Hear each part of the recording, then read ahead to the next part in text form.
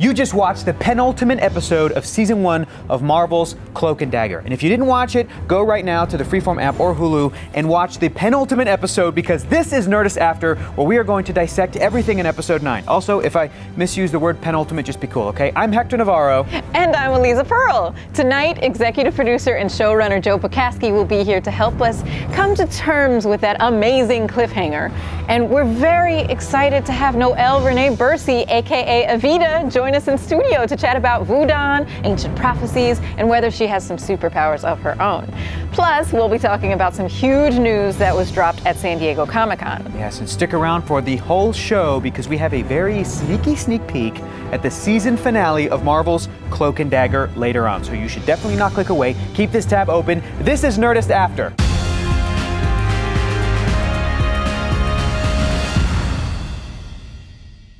All right, here's a little recap of what happened in Episode 9. Auntie Chantel once again warns Evita of an impending disaster that only the divine pairing can stop. Tandy is back to scamming rich bros, this time showing off a new ability she's discovered. Tyrone gets in trouble at school, and Father Delgado tries to teach him a lesson, but Tyrone is not having it. With the help of a little liquid courage, O'Reilly attacks Connors in the middle of a cop bar. That was nuts, but it doesn't go well when Tyrone gets framed for Fuchs's murder, and Tandy faces off with the Roxxon assassin in her own home. Woo! Wow, there's a lot to talk about. Here to help us talk about all the points is Nerdist editor-in-chief Rachel Hine. Hello. Hi, Rachel. Oh my God, Hi. that was a crazy episode. Woo! That was It's almost insane. over Wow. though, and I'm sad. Oh no! It's okay, we can just keep watching it and talking about it on our own. True. And so now we learn that Tandy has a new layer to her powers in this episode. She seems to be feeding off of people's hopes. So hashtag high on hope. Hashtag high on hope. Hashtag high on It hope. seems dangerous to me. I mean, to say the least. But you know, that if you had too much, if you're thinking about it like a drug, if you have too much, then there's inevitably going to be a point where you don't have it anymore. So the Yeah. lows will Right. be lower. Yeah, it's that crash, right? Yeah, and also what happens to their hopes when she Right. takes They them? get Are they all gone? sad, it looks like. Are they gone We are forever? hoping to Well, get that's some what I wanna know, too. confirmation today. How long Yeah. does it last? We're gonna grill Joe on this. We're Yep. gonna grill I Joe. hope he's right. But, She does it to the rich guy and to Liam. to Liam. Yeah. That's right. That's She right. does it to Mina, That's right? right. Yeah. Oh, how do we feel about that?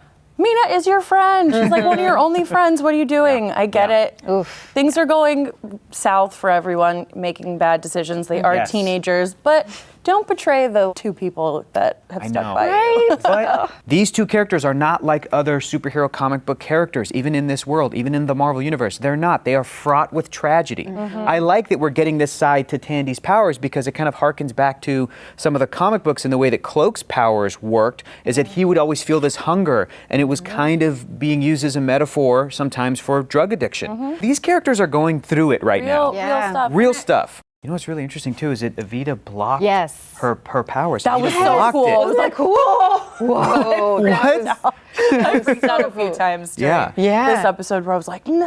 How does she do it? Oh my God, I need to know. I feel like it's training. Like I feel like it's part of her I like that. growing up, Voodoo like and learning how to kind of protect yourself Wow. and build a barrier. That's what I assumed. That was dig really that. cool. Guys, here's a big thing that happened. Father Delgado is back. when he showed back. up, I was like, he's back. I Yes. thought of you. I was like, Yes. he's finally back. Can't wait to see what they do with this character, but he is back. And question for everybody here, did Tyrone intentionally use his powers on Father Delgado, or was that more of his powers acting as a defense mechanism? We see his deepest fear, which looks to be like a drunk driving accident. This was hard to watch. It was so sad. Yeah, that was Really, very really So sad. sad. And Delgado, he's got demons. He is not a perfect character, and I feel like that's very true to the world of Cloak and Dagger. Absolutely. It's not black and white. Yeah. You know, everyone has shades of gray, and because we know that he has his own history, whether or not this actually happened or it's a fear that it might have happened, or just knowing that he used to be so out of control that it could have happened maybe if he had been struggling with drugs or alcohol and gotten into an accident like that. So that was a really heavy scene. But I think Tyrone was him defending himself. I didn't think On he purpose?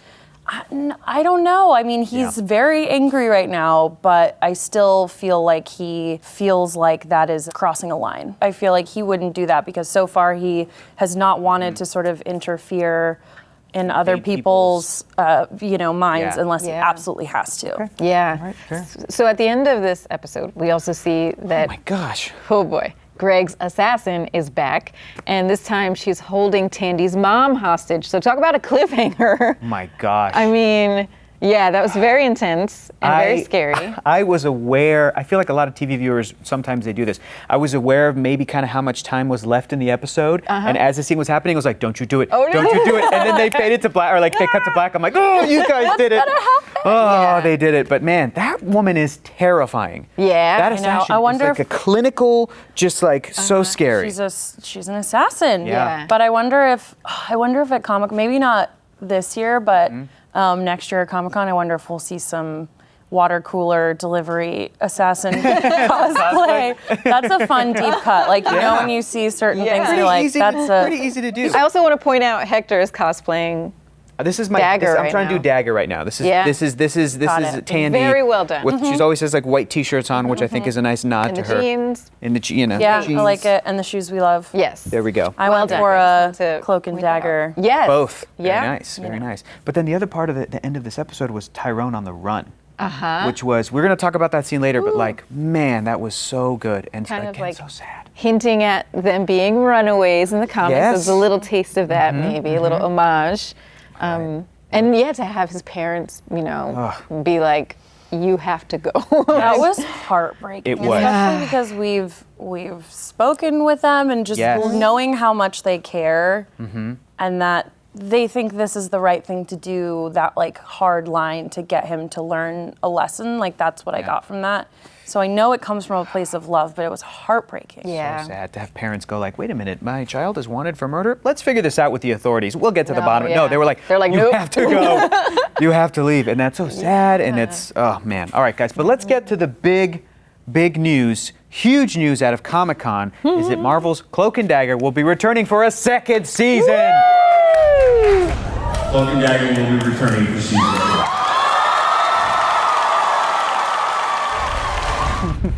Please say hello to Marvel's Cloak and Dagger showrunner and executive producer, Joe Pokaski. Hey guys, Joe. Hi, Joe. how are you guys? Nice pen. Thank you very much. It's a Comic-Con exclusive. And- Got it down wow. at Comic-Con. That's right. When Elise and I did the activation, that was so cool. Yeah. That made me so happy to see you again.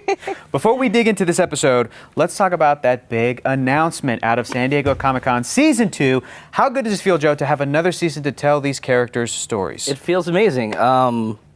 We have just a group of writers and a cast and a crew that work their butt off, and that doesn't guarantee you get a season 2. What does is an awesome group of fans who watch the show and tell their friends, and people like you who spread the word. So thank you guys for all your hard work. Thank you to the And fans. we're so excited. I think the training wheels are off in season 2, and we're ready to just kind of get off to the races. Really? So are you guys, what process of Season 2, what part of the process are you in right now? Are you writing it? We've just kind of put together a writer's room. We started breaking another 10-episode season, and we're kind of digging into how we can top ourselves from season 1. Can you give us any hints? Can you give us anything about what you guys have planned for Season 2? I can say things, and they can bleep it out, I suppose. Go for it. How does it end? What's episode 10? But really, I think if this was about just kind of the call to action for Tandy and Tyrone, season 1. Yeah. Season 2 is about how do you become a vigilante in the real world? How do you choose what fight to fight? How do you choose how to fight it? And what happens if you step over the line? And because it's Tandy and Tyrone, things will be complicated and they'll make stupid choices every once in a while.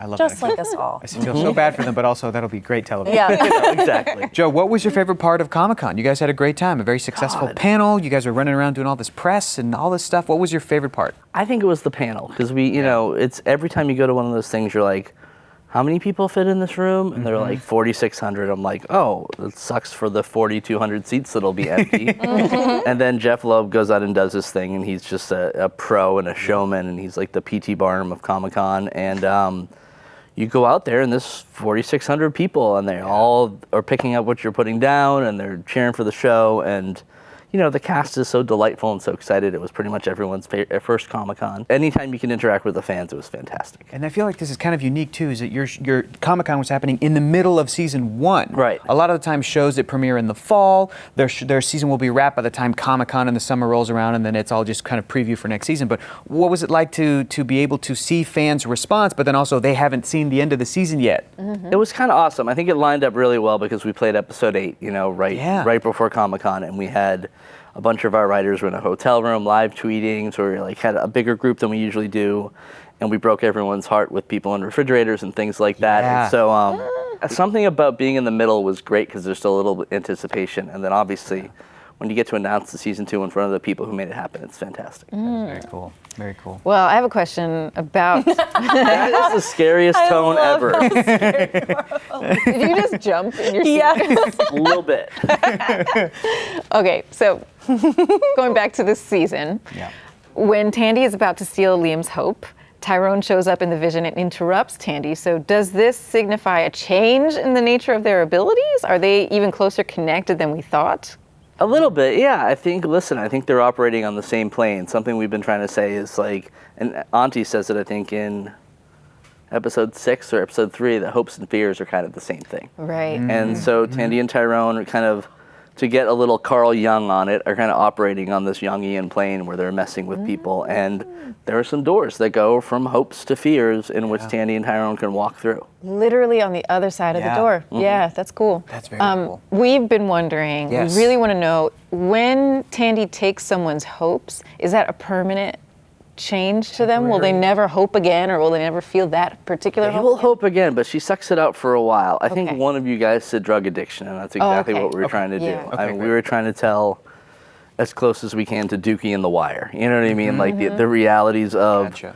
an addiction in which you first start stealing from strangers, and then you start stealing from friends, and then you start stealing from the greatest, the person you love the most. Yeah. And we tried to just have Olivia play that drug metaphor as real as possible and as self-destructive as possible. Yeah, it seemed like she was like building up Liam right before she took his hopes. Like, oh, remember? Like, wouldn't you? Let's get married. I want to get married. And then she takes it. It's so heartbreaking. And she's in a dark place, having just realized that she didn't really know who her father was. It feels like, well, of course she would throw herself into something like that to distract herself, and it gets sort of out of control. Yeah, and it's what Delgado's talking about the whole way. It's like you build up this possibility for Tandy, and then you just pull the rug, and because she has these powers, she actually falls further than when she started, and the idea that she could be supernaturally cynical now was kind of fun for us. Exactly. So, Joe, that scene towards the end of the episode between Tyrone and his mom at the house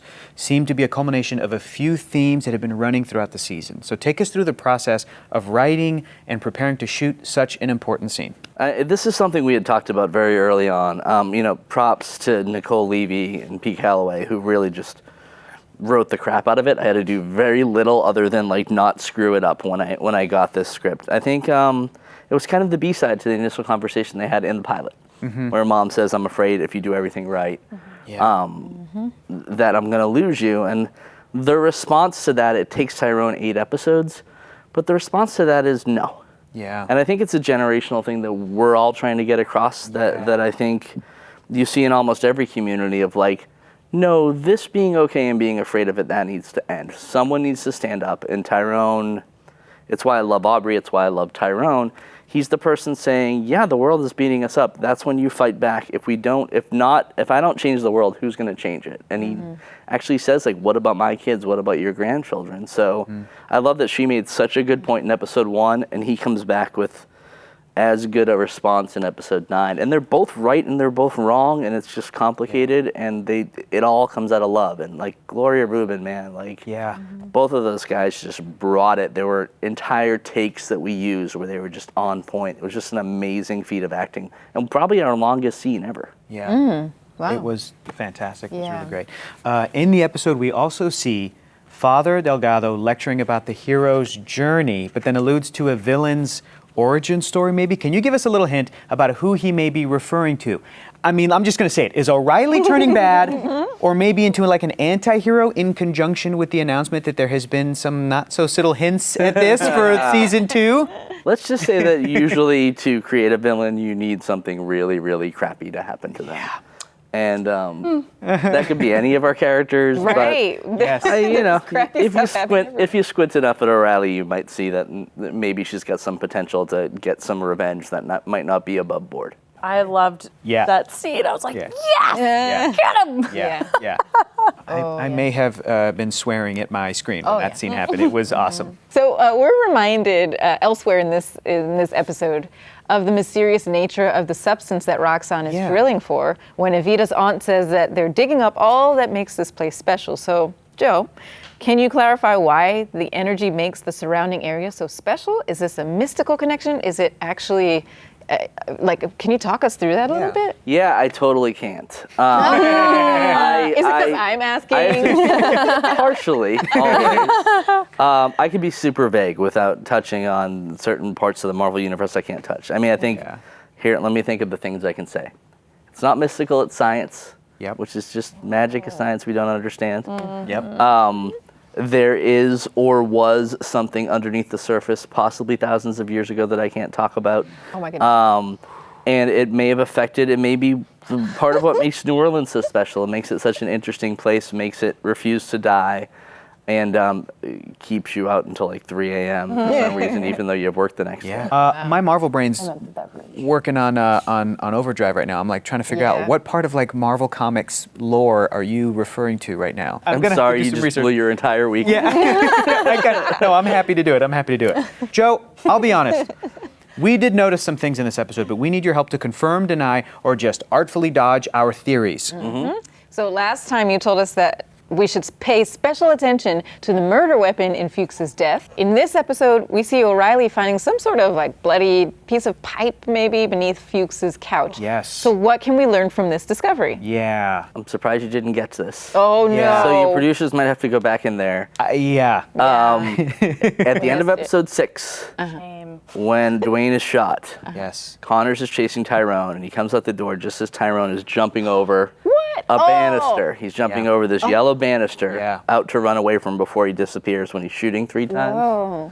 Connors knows his fingerprints are on there, so he's a savvy human being. Connors sawed it off. Yeah. Someone used it to take care of Fuchs and set up our boy for the fall. Oh my gosh. Wow. We also noticed early in the episode, we catch a glimpse at the assassin through the window of Adina Johnson's conference room at Roxanne. Yes.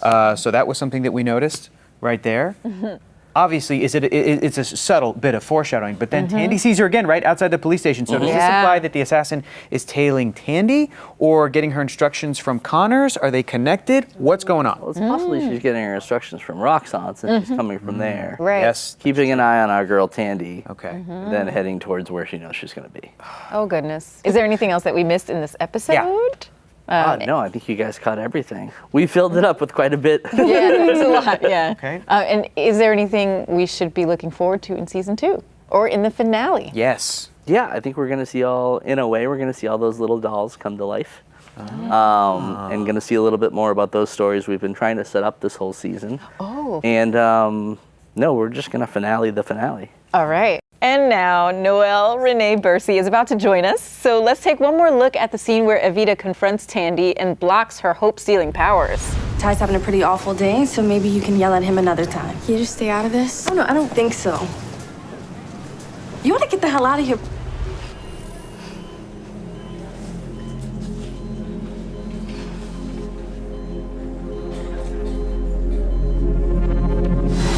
No. Oh my God. How did you? It's you. The hell was that? Please give a very warm welcome to Noëlle Renée Bercy. Yes. Hi, Noëlle. Having you guys. How are you? Thank you so much for being here.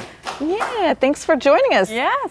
So we know that you were born in New Orleans. Yes, that is home. Yes. What was it like shooting this show in your hometown? Oh my gosh, it was so great. As an actor, one of the downsides is you're taken away from your home, from your loved one. So it was great shooting something that shoots in the heart of my city, and not just shoots there, but it's really rooted in the heart of my city. It's just an honor to work on it, and I feel like as a local, like one of our pet peeves is these shows come to town, they don't hire locals, they don't have a diverse, writer's room, and they just end up turning our culture into this caricature.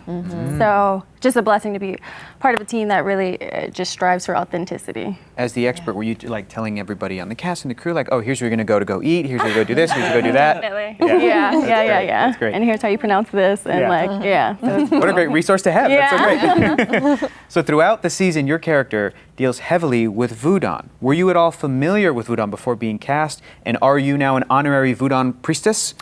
Oh yeah, I practice every day. Really? Wow. Yeah, I actually wrote your questions. I made you write those. Oh my Whoa. Yeah. gosh. That's Good. Just made sure to write the ones I had answers to. No. Earlier, Very well done. That's very impressive. No. I've definitely heard stories, passed down. Like my great-great-grandmother on my dad's side, she supposedly was not one to be messed with. She'd flip a card on you real quick.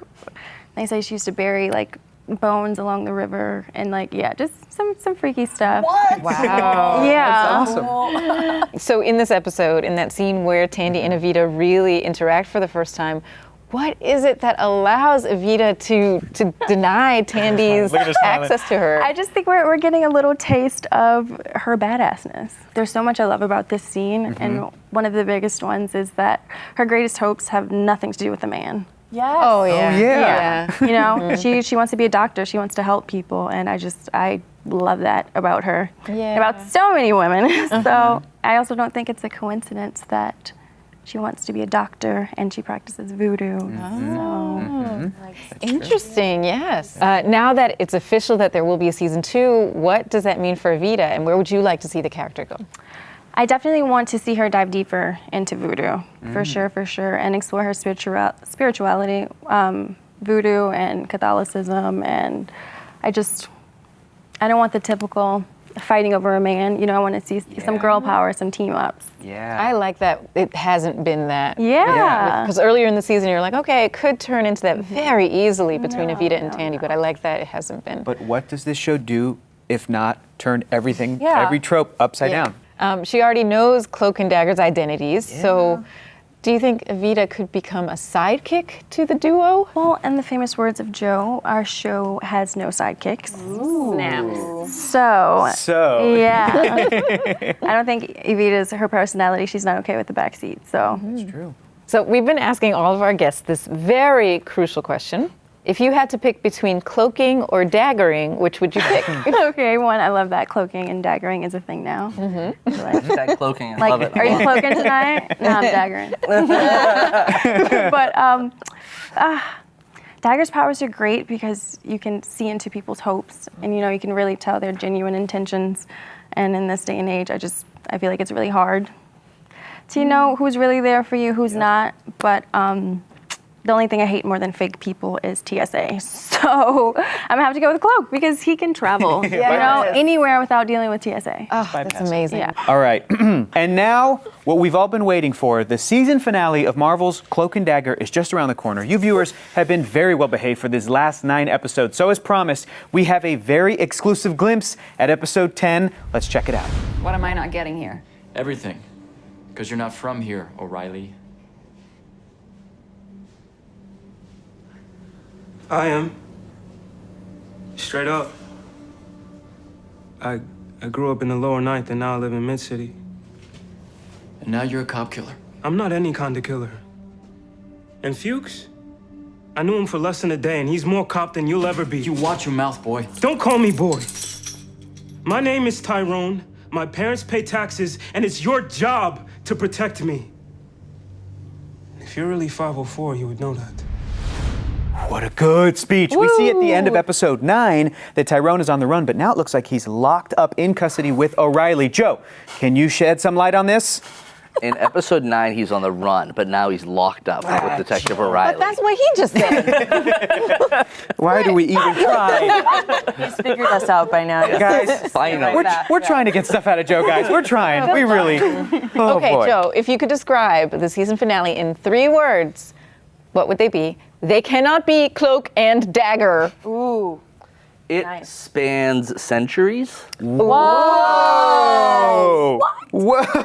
Okay. All right. Well, that is all the time we have for this installment of Nerdist After. The season finale is almost here, and we want to hear your questions, your theories, and your reactions. So tweet to us at Nerdist with the hashtag Cloak and Dagger. Yeah, like Angel of Music OG, who tweeted, seriously, at Nerdist, doing the after show with Cloak and Dagger with Eliza Pearl, Hector is Funny, Rachel Hine, and Joe Pokaski is an effing godsend. Not only is it great to get insight with stars from the show, but I always have so many feelings post-show. It's perfect to decompress. Oh my goodness, thank you so much for that. And yes, on those feelings, we understand. Be sure to follow the show on Twitter at Cloak and Dagger, at Freeform TV, and at Marvel. You can watch the season finale of Marvel's Cloak and Dagger on Freeform Thursday at 8 p.m. or on Hulu and the Freeform app.